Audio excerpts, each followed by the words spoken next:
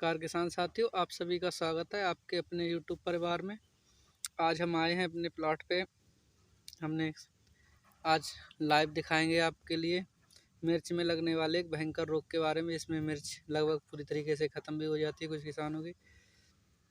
इसको अगर समय रहते ना रोका गया तो आपको ये बहुत ज़्यादा नुकसान पहुंचाती है, जिसे किसान आम बोल चाल में मरोड़िया, कुकड़ा या फिर लीफ कर्ल भी बोल देते हैं।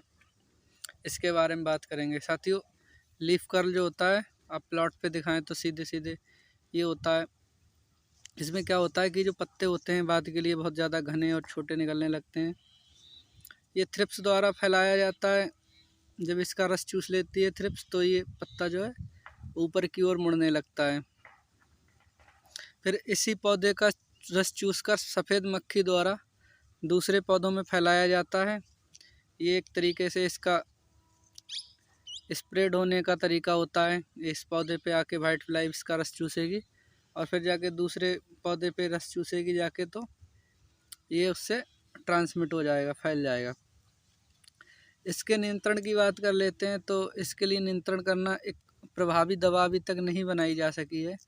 इसका जो बचाव है, यही बचाव ही इसका इलाज है। तो आपको किस तरीके से इसका बचाव करना है, इस तरीके से बात कर लेते हैं। इस वाले पट्टे में हमारे ऐसे कई एक पौधे हैं।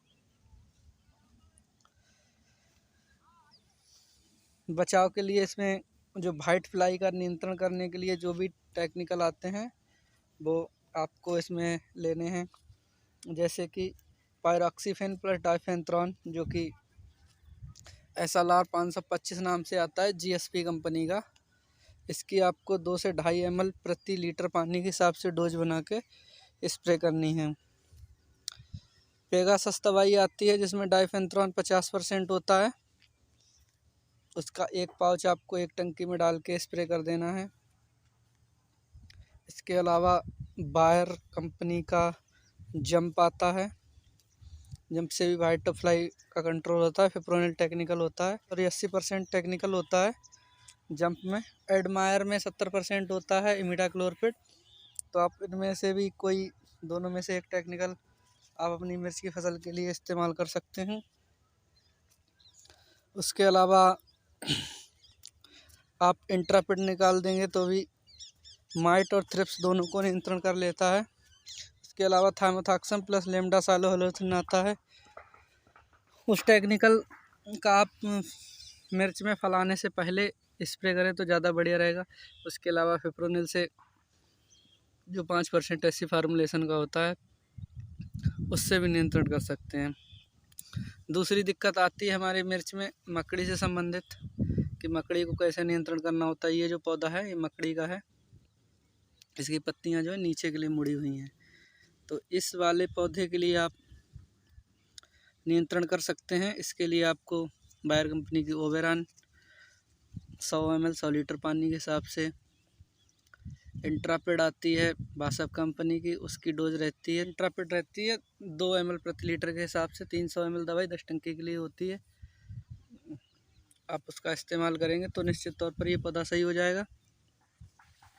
और आपके लिए समय समय पर लगभग 10 दिन पर, 1 हफ्ते में स्प्रे निकालते रहना है। तो अगर आप वाइट फ्लाई को अपनी कंट्रोल रखते हैं तो जो मिर्च का जो कुकड़ा रोग है वो ऑटोमेटिक नियंत्रण में रहेगा। अगर आप स्प्रे में ज़्यादा गैप देंगे तो ज़्यादा दिक्कत आएगी। एक तरीका ये होता है कि जैसे ये वाला पौधा है, इसको आप उखाड़ के बाहर फेंक सकते हैं। अभी मैंने 2-3 पौधे निकाल के फेंके भी हैं बाहर।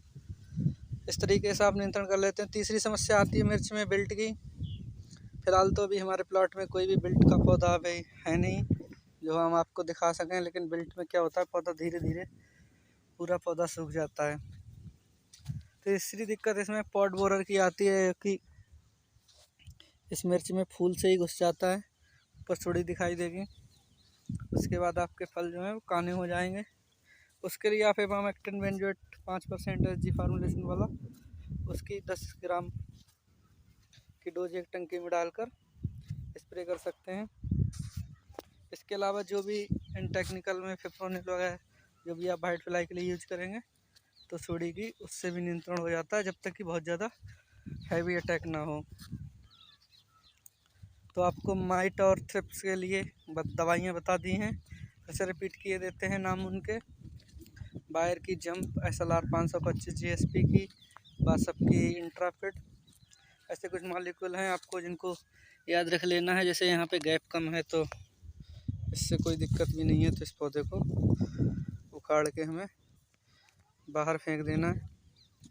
ऐसे करके आपको जो है, छोटे पौधे हैं, कमज़ोर पौधे हैं और रोग भी फैल रहा है इसमें से, ऐसे पौधों को बाहर फेंक देना है।